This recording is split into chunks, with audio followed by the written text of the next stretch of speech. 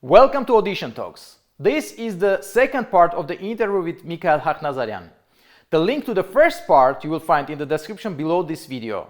Enjoy the video and don't forget to subscribe. You perform often and are so busy with concerts worldwide. So it would be really interesting for our members to hear how you deal with stress. In our prior discussion, you mentioned that it sometimes comes up even for you that you are normally not stressing out of nowhere. So, any tips on how you deal with it when it comes?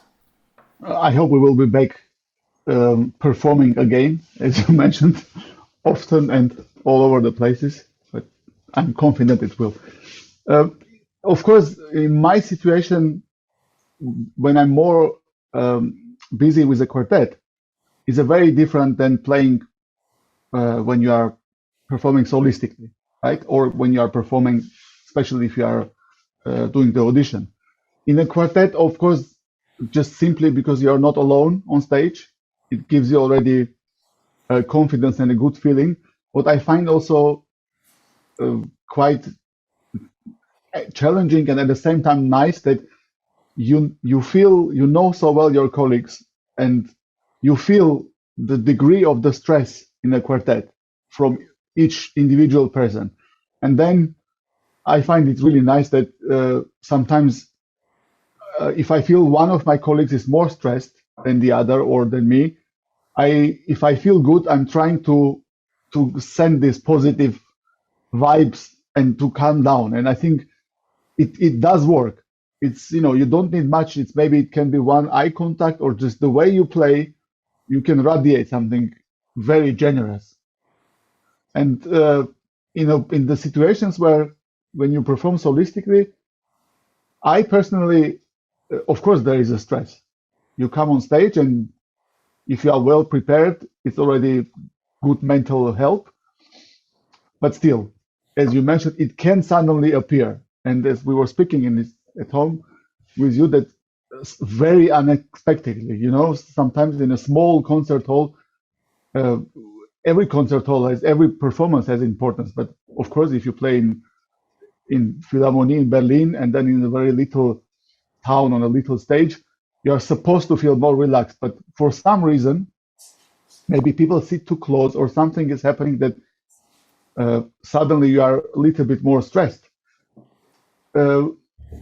I think many people did mention this, that the breathing is something very important.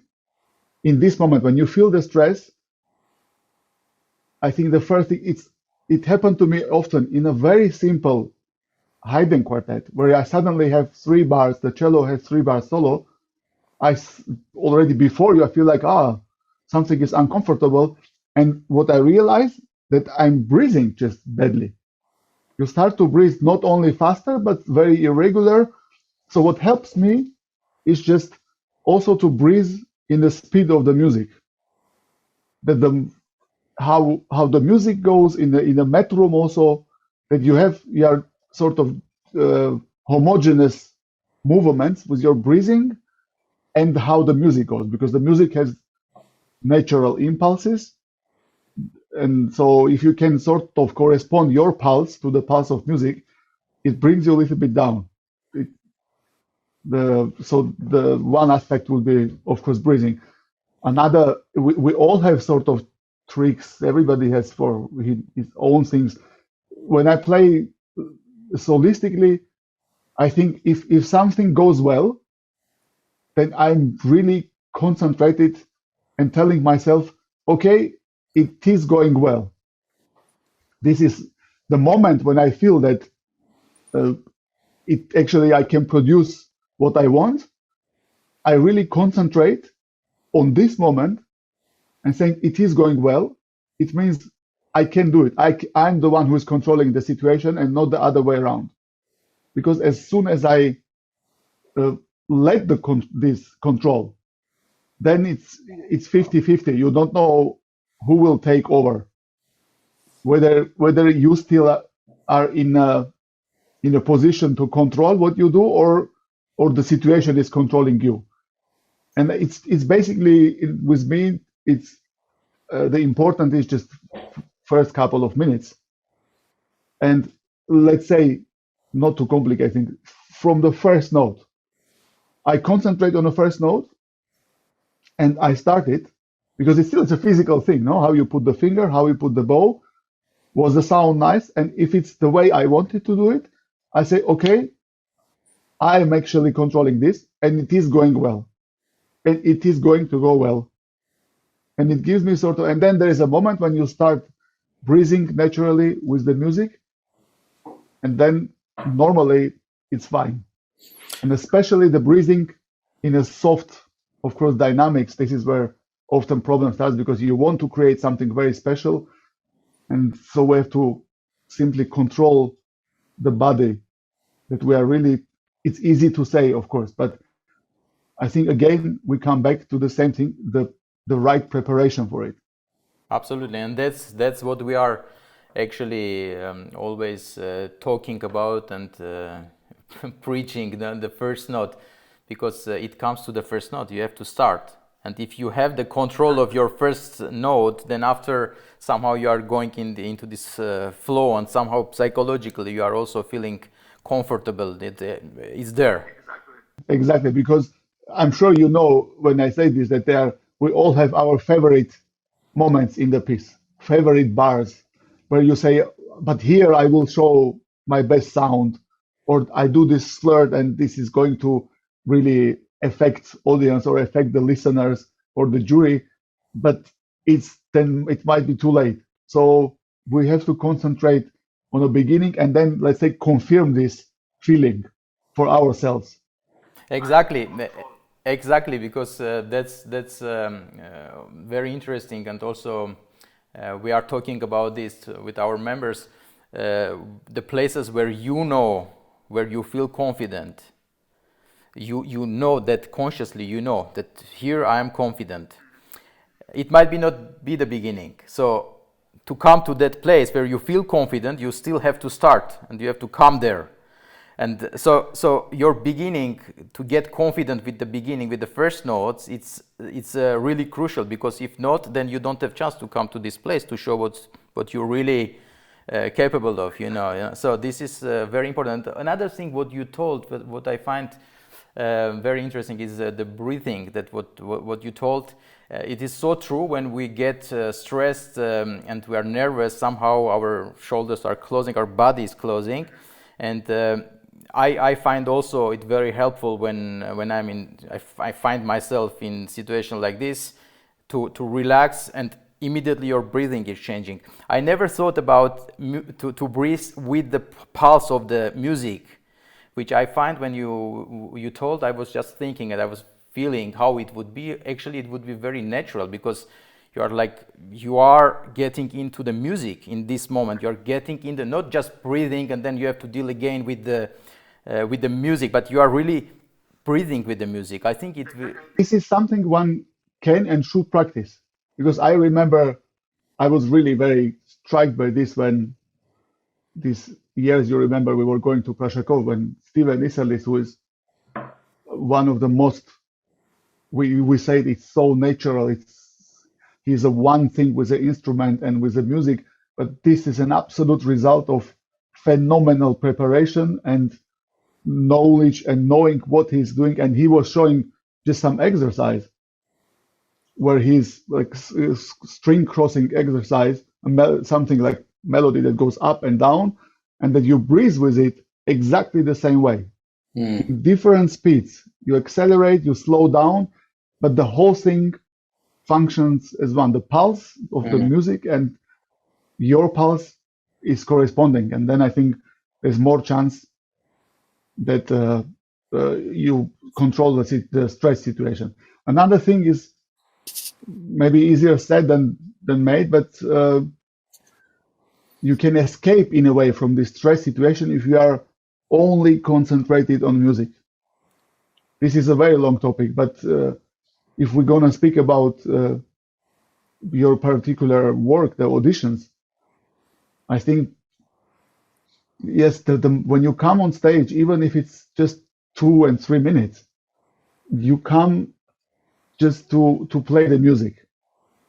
This is something what, as I said, it's a long topic, but we are I feel generally we are so lucky that we are dealing with this profession, just being musicians, because we deal something which makes people happy, which you cannot describe in the end with the words. I'm not talking about myself, but greatest people.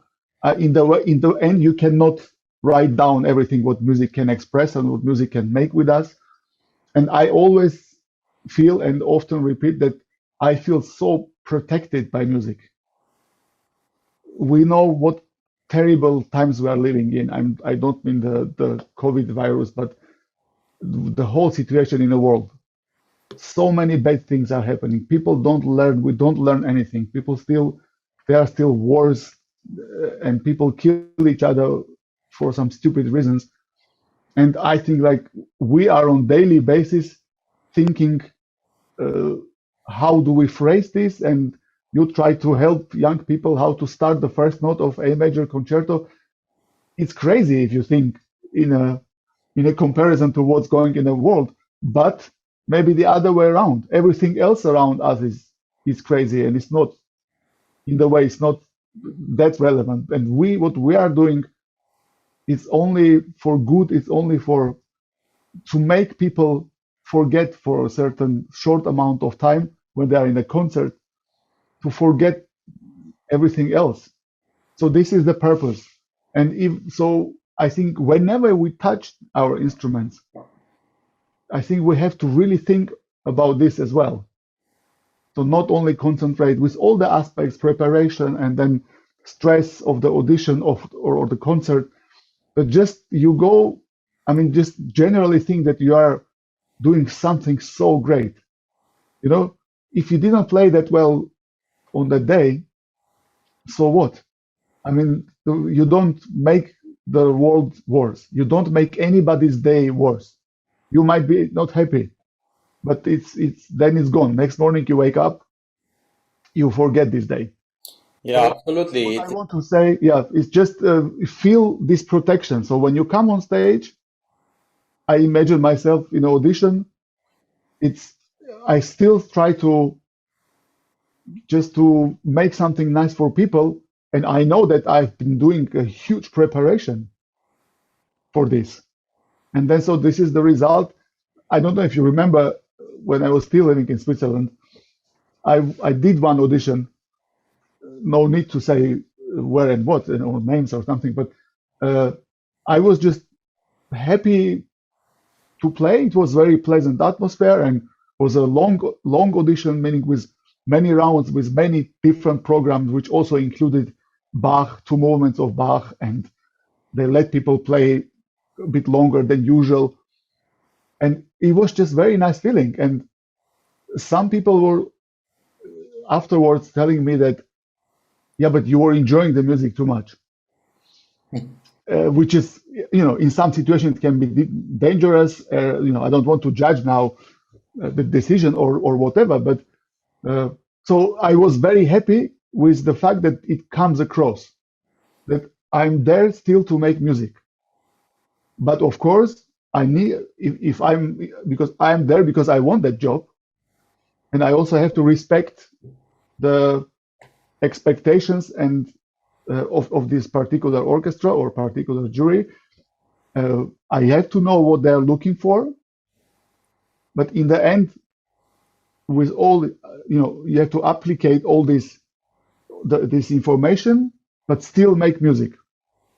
And I think this gives you also confidence. This is how I can imagine you can also reduce very much the stress. That's right. And also what you told about what's happening in the world, when you compare what we are doing and what's happening, somehow it's always good to remember that playing one note left and right, or be stressed and not being able to show really what you practice, you prepared. At the end of the day, always to have this comparison is very, very important, and also very interesting, because I was just going to the next question. That was every musician at a certain point has at a low point in their professional life. when you question yourself and what you do with your life, And have you experienced this type of moment, and how did you come out of it? This is very interesting to hear. I think this is a wrong question to me, not because I made somewhere or something, but and you know me. I don't know it. I'm afraid to say how many years, but what keeps me going always in any kind of situation is just this love to music. It's maybe sounds very banal, but I know what I can do. I know what I cannot do, and then I sort of this is due to character maybe that I always believed in things, and good things did happen. I still dream of many things, and yes, of course, you have to do something to provoke these things happening. And in this, I'm very lazy, I have to admit, because we all know like what we would like to achieve or what are the other things we would like really to improve, etc., etc. But I understand your question. But I think if you truly believe strongly in what you want to do or what you are already doing, that it's good enough what you are already doing, then it helps to overcome sort of situations and difficulties. But yes, once more, I think I'm not the right person to ask this. I know myself. I mean, it's a little bit, it's fine. My wife is also often asking, like, after some situation, are you not upset? I said, why should I be upset? No, but I said, I understand. If I did something and didn't work out, literally a few minutes later, I say like, okay, then let's see what's next. And this is, of course, it protects, it helps you to keep going, to keep believing that things will happen and are happening. Of course, if you look from outside, I'm in a very favorable situation because the quartet is performing so much, etc., etc. But I think how I came to this, it's only thanks to the belief. It was a fantastic situation. I'm sure I told you when you enter for the first time to this legendary building of Philharmonic in Berlin, which we only knew from the covers of our vinyl discs and LPs, and thinking of the Herbert von Karajan or Furtwängler was also walking this street down and the stairs. It's an incredible moment. But and also playing your first note in certain concert halls where you would only think, okay, this will never be in your life. But it didn't change me as a person. And I know, and you can confirm this because you know me so well, I think I was the same when I was 17, 18. I wasn't sitting and saying, I wish I could one day play in this on this stage or in this orchestra or with these people. We were happy. We were so passionate about music. I think this is what makes the difference, because we truly, without really understanding much, we were so young, we had quite a limited information comparing to what we have now, all the success to all the doors are open for us. This is a huge luck. But yes, it's a huge luck, but at the same time, maybe this is something where what we unconsciously were aiming for. And every step we took, in the end, brought us where we are. I admire what you guys are doing and helping so generously now the young generation to basically to fulfill their dreams or to help starting their professional life. Yeah. And I think this because we did believe in this. And that's right. That's right. The belief which keeps us going. That is so. Of course, there are different people who are handling, the difficulties in life. I remember you, as I know you. You were always very positive, even in very difficult situations. You were always, somehow you have this positivity all the time. It's very different from me. you know how my depression that I had several years ago, and I am a different person. I'm sure people who are watching this, they are all kind of persons with different, you know. So yeah. So what is the common? What was common for us? It was always when we were young and we were discussing music and we were living music. It was, you know, this, yeah, this belief in music that kept us really going, and yeah, and very interesting. And that is the next question. Actually, we are coming naturally to the next question. And I know you teach a lot. Recently you had also your audition as a teacher in our Music Academy in Basel. And my question is, what is the tendency today? What are the young people nowadays facing as students? Perhaps you can give some advice to our members about how to prepare themselves for the professional career. Professional career is a very dangerous thing. How you define professional, this is what I mean, because there are so many ways. What I often face or feel from young students, especially in the conservatories, like in the Hochschule, that they have to be, as we maybe said before, they have to be, once they graduated, they have to be prepared and very open to all kind of possibilities. So you shouldn't narrow your path, let's say, or your way in choosing only one or two directions. We know many people are aiming for the orchestras. I once had also this conversation with a couple of teachers, and someone told me, yes, but I mean, you shouldn't forget that most of the students are aiming for the orchestra. I said, yes, okay, this is one of the aspects or one of the ways, but how do you aim for the orchestra? I mean, you can have this idea fixed that yes, I only prepare for the orchestra. So we know people spend years, young students are spending so much time practicing the repertoire, which they will just then use in the audition. So they're practicing the Mozart concertos, they're practicing Sibelius and Tchaikovsky and Brahms, and not looking openly around what are the other pieces.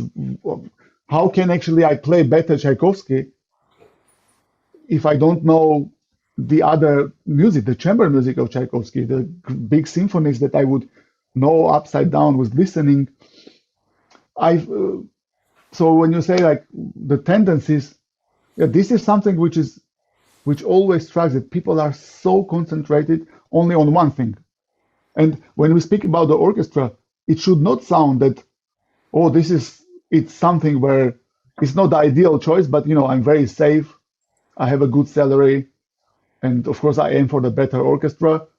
And basically then from this point on, you are very limited to do other things if you have, let's say, full-time position in the orchestra.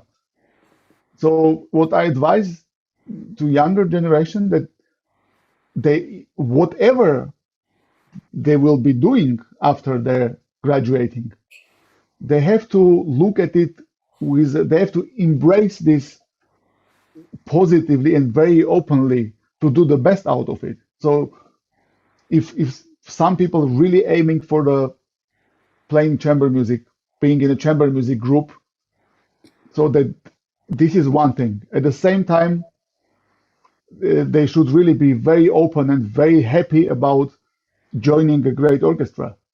Very few will make a solo career. So what I want to say that they should not close up their horizon and just be concentrating on one thing only. We spend most of our childhood and then teenager time and then later practicing, and then and what then? I mean, you have to be really, you have to prepare yourself to then come out and then you see the ocean in front of you, and then you try to which direction fits you more. If you join a great orchestra, it's absolutely fantastic. But with the idea that, yes, you have joined a group of people where you will be exploring an incredible repertoire and not thinking that, okay, now I'm safe, like many people do, and then I will see what else I can do. And then orchestra is just basically for financial stability. And then I will find a good chamber music partners, etc. It's very difficult. We all know it's very risky sometimes to take certain decisions. But again, on my example, I prefer to risk. So sometimes I don't know am I right or not, but I encourage people really to take the risk, to wait a little bit with auditioning for the orchestra sometimes. Maybe that is part of the answer. Don't get me wrong, I'm not discouraging people to do the auditions because this is also important. But yes, once more, so if you audition, just take it with the full heart and do it because it's still you are there, you are doing music, you are there for music. The idea again of joining a group, a big group, chamber orchestra, symphony orchestra, the goal is the music. Then you Absolutely. experience Mahler symphony. There are moments in a Mahler and Bruckner symphonies that you can never in your life experience in a piano trio, in a string quartet, or whatever. And you are part of it. Without you, this magic would not happen in the Mahler symphony. So you are the one who make the difference. You are the one who make this magic. And I think with this idea, you should really be open to embrace really every situation you are finding yourself in. And this is again coming to your previous question. This will help you, this will protect you and not let you down or not let you very much down. So you will be always rather up with certain moments, but basically you won't go too low.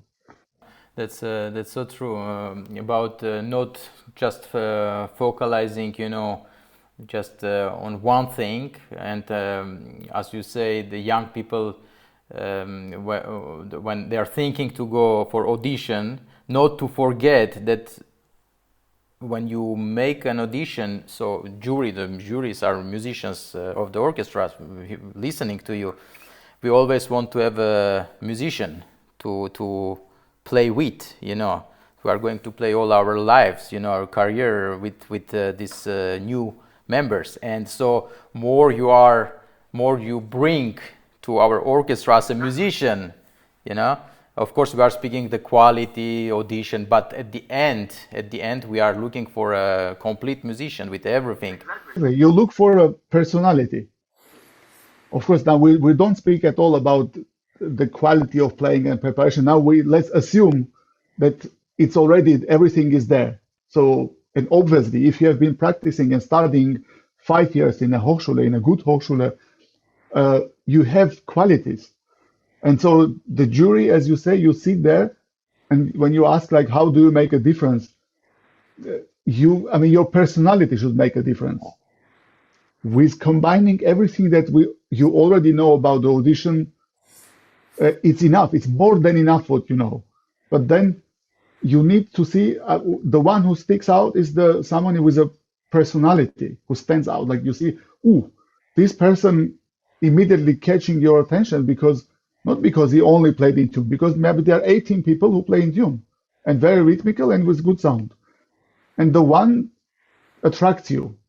It's funny, this morning when I went to buy a bread, I was thinking about our conversation or coming up conversation, and I was thinking it's maybe interesting to ask how are the procedure of the audition in the theater world. How do they choose people for the theater? I think it's more or less very similar, or I can imagine it should be very similar because we all play the Haydn D major or Mozart violin concerto the same notes. So 100,000 people play the same notes. Then people who come to the theater audition, they all read the same text. How many times? They read all this Shakespeare over and over.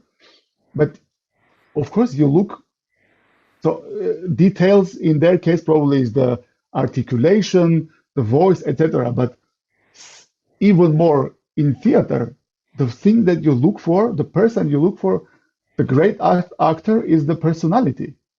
So you say this, maybe he wasn't so good in articulation, or he didn't really convince me with, but this personality has huge potential. And then you go for this, you go for this person, and you might be very right. So, but I was thinking, like, would be interesting to talk to theater people to see how, whatever they call it, casting or audition or casting for a movie, like, how do you choose the personality for this role? Because in the end, we all play a role. No, I mean, you join an orchestra also on a different position. So we all have our different roles in the orchestra. So it's very similar to the movie and theater sort of situation, because exactly how do you perform your role? Is it unnatural but still very, very good? What we experience also with lots of musicians. You hear somebody is great, it doesn't touch you. It's fantastically played, you don't believe to this person. And the other way around. Somebody plays and immediately either the sound or something which is between the notes, which is not possible to explain, something attracts you. And this is the same, especially in the audition, where you have so many people playing the same thing for such a short period of time. And you have to aim to show your personality with everything what's there, obviously. And if you come and you concentrate on playing or delivering, this is very American term, but delivering a great playing. The right word. Exactly. And this is why maybe the questions that you were telling me that people, or the feedback, like, but I played so in tune, I played so rhythmical, and I still didn't get to the next round. Why? Probably because it was good, but it didn't say anything. It was boring, so you didn't make any difference. Yeah, that's very interesting topic what you came up now here. We can go really deep in this discussion. Unfortunately, we don't have time for this video now to go there. And here I just wanted to say thank you, Mikael. It was a very big pleasure to have you here and to hear everything what you told. Very interesting. I just wanted to ask you to tell us where people can hear you and find more information about your activities. And of course, where we can hear your last recording of Beethoven string quartets. I highly recommend everyone listening to this recording. I find it really exceptional and very fresh. Yeah, if you could just tell us where people can. Like everybody else, we all hope that we can be playing live again very soon. Of course, as usual, the whole information is to be found on a website like the concerts. But for now, this Beethoven recording is probably, I guess it's available on Spotify, on Amazon. I guess also a lot of it is also on YouTube, the audio files. And for those who are really interested, why do we play like this? I think it's always interesting just to listen to some piece with the score, just to see, because only when you listen something just to the audio, it might mislead you, or you can get some wrong impression, and it just very instantly you might like it or not. But as I mentioned, for those who are really want to see it closer, then it's really, I like personally to listen to something I like, to understand why I like it, just with the score. Mm-hmm. But yes, so Spotify, Amazon, a little bit of YouTube, and if you are very old-fashioned, just buy a CD. Right. Yeah, I understand what you mean with the score. It's always you have another perspective. It's not the same what you are hearing, and then after, you see, and it becomes much clearer why it is done this way. Yeah. Anyway, we will put all your links. You have also website Kuss Quartet, right? So we will put everything in the description below this video. And once again, I want to thank you for being with us. I'm really looking forward for the next video that we are going to make. And yeah, and with that, thanks again. Thanks for watching, everyone, and I see you in the next video. Thank you very much.